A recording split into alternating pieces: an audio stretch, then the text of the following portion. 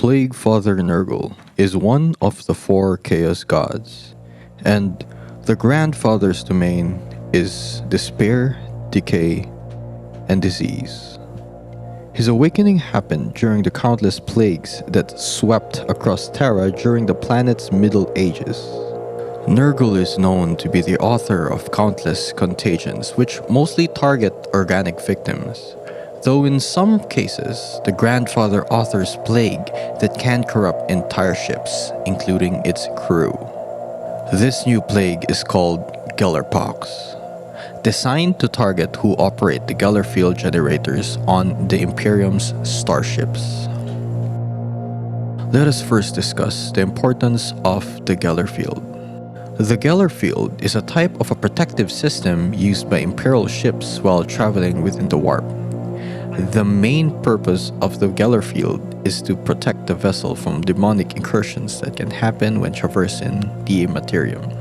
Humanity's reliance on the warp as a form of faster-than-light travel makes the generators one of the most important parts of an Imperial starship. With Nurgle's understanding of how to break down any form of organic matter, with his wisdom, he authored a pox that manipulates its victims to sabotage and outright destroy a starship's Geller field generator. The Gellerpox first causes strange dreams amongst the operators, manipulating them to remove wards of protection placed on the Geller field generators. Once the infection reaches its peak, the generators and their operators are fused into a horrific union that transforms the lower decks of starships into heaving bioorganic hellscapes, from which hordes of mutants spill forth.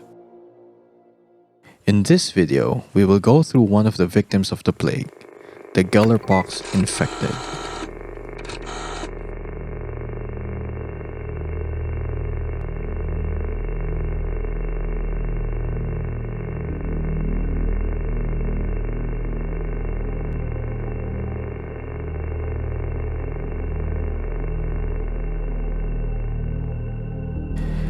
In 2018, Games Workshop released Kill Team Rogue Trader, an expansion for the 2018 edition of Kill Team.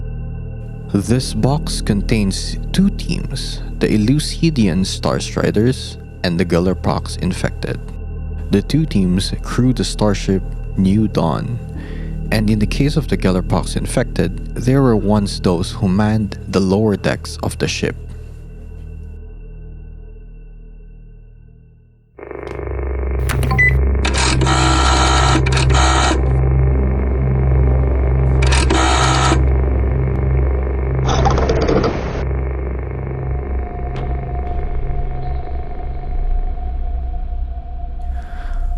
Vulgrar Thrice was once the master of the New Dawn's Boilermen.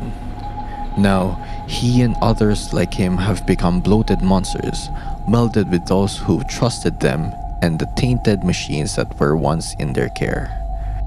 He was once an engine master named Amstein Volg. The Gellerpox turned Vulgrar into a three-headed monstrosity with a belly flamer and flesh-ripping claws. His new other two heads were his former first mates fused into his own body. Now being fully infected, he stands as the mutants' leader with the goal to kill or infect those who escape the plague's touch.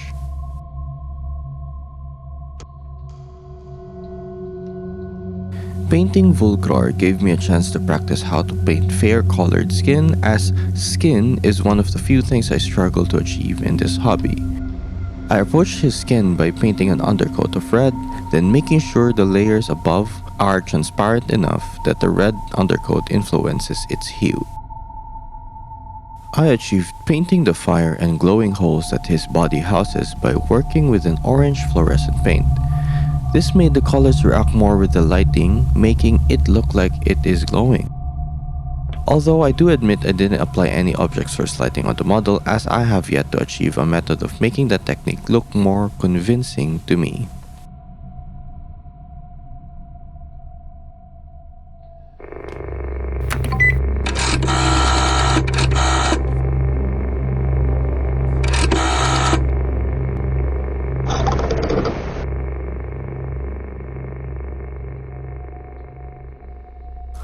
A bloatspawn is said to be things born out of the darkest nightmare, dripping with watery slime with every thudding step.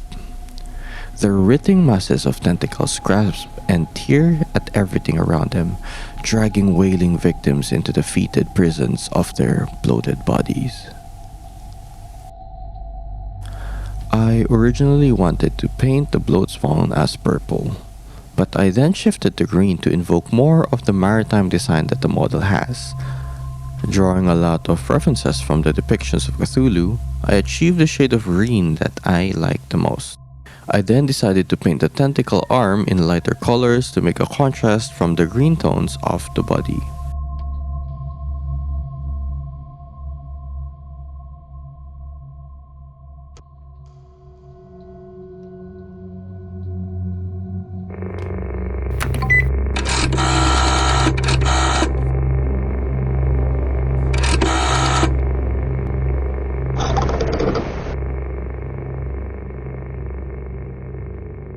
Clutching implements of brutal butchery, the chorus of dozens of wailing mouths accompanies Fleshscreamers into the fight.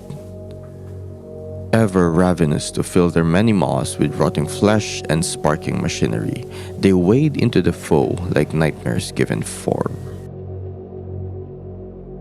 As a direct opposite from the bloatspawn, I started painting the Fleshscreamer green, then pivoted to a lavender color but keeping the greens as shadows for the deeper parts of the model. As for the highlights, it took me some time to figure out which color I should use. I first tried working with a lighter shade of the mid-tone, but it wasn't sitting well with me. I don't know exactly how I came up with the highlights I use now, but the moment I started applying it in the model, it just looked right. And I just enhanced it to make the green, lavender, and peach work well with each other. My favorite part about this model is the amount of gore it has on its design. Mutilated organs and parts hanging around its neck and waist. And not to forget, the right amount of body horror this model has is something I love as well.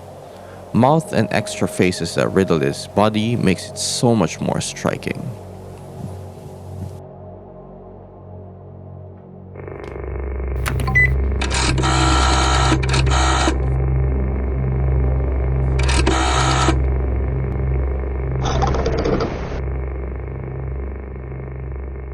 A Lumberghast bears gruesome signs of verminous corruption.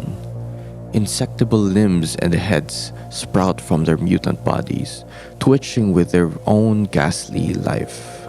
It is death to stand before such a resilient monster, for they attack with febrile savagery. This is the first I've painted from this team. When I started painting it, I wasn't sure which colors to pick for it, so I simply tried applying paints on the model until I found one that I really liked. You can see that the colors of this model influence the last two's colorways, as I use green and purple for its main colors. My favorite part of this model is trying to make the hanging boughs look more shiny without depending on glossy paint. I can say that I did achieve the illusion to some degree, and I am very happy about that.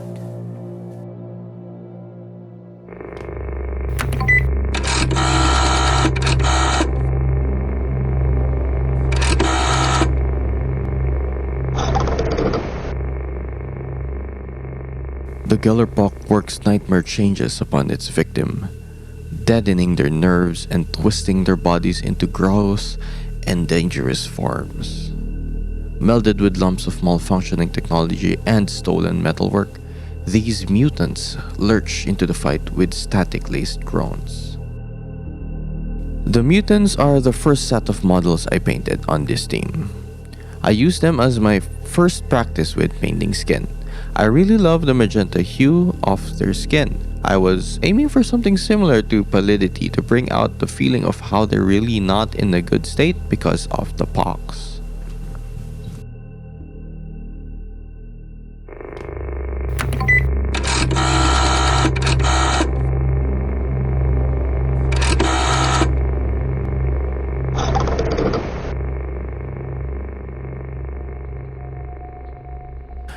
These deviant plague mites caper and giggle as they infest enemy lines.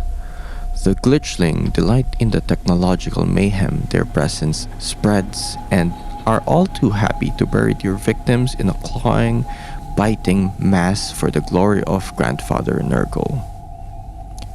I like the different green that these Glitchlings bring, focusing more on the yellows and browns to make them stand different from the rest of the colors of the team.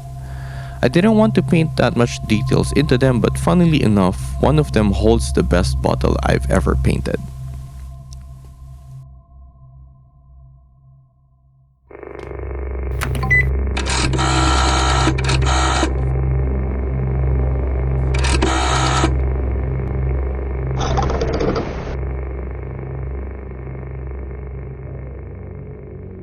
The Mutoid Vermin is given to common human parasites that have been mutated by the warp into dog-sized predators that are stricken with a never-ending hunger. These smaller models are the last ones I painted in this team. Once minuscule fleas, curse mites are created after feeding upon warp energy. Still drawn to the blood, they are able to spring forwards with shocking speed. Once their mouths find an artery, curse mites can drain a man-sized host of blood in seconds. As they feast, the parasite will balloon and swell as well as turn crimson. Only after draining every ounce of blood will they move on. Sludge grubs are maggots that have been mutated by the Gellerpox plague, which has greatly increased their size and aggressiveness, as well as giving them fanged moss, stingers, and acid spit. They are known to fight besides any creature that has also been affected by the Gellerpox plague.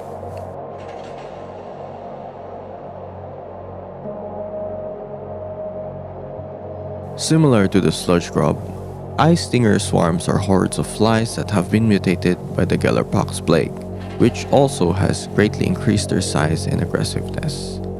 Along with the sludge grub, they are also known to fight beside any creature that has also been infected by the plague.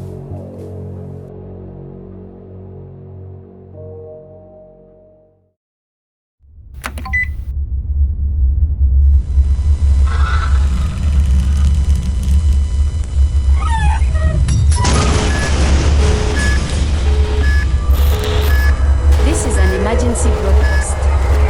The lower decks of the New Dawn has been overrun by enemy forces. I repeat, the lower decks have been overrun. To anyone out there hearing this, please send help.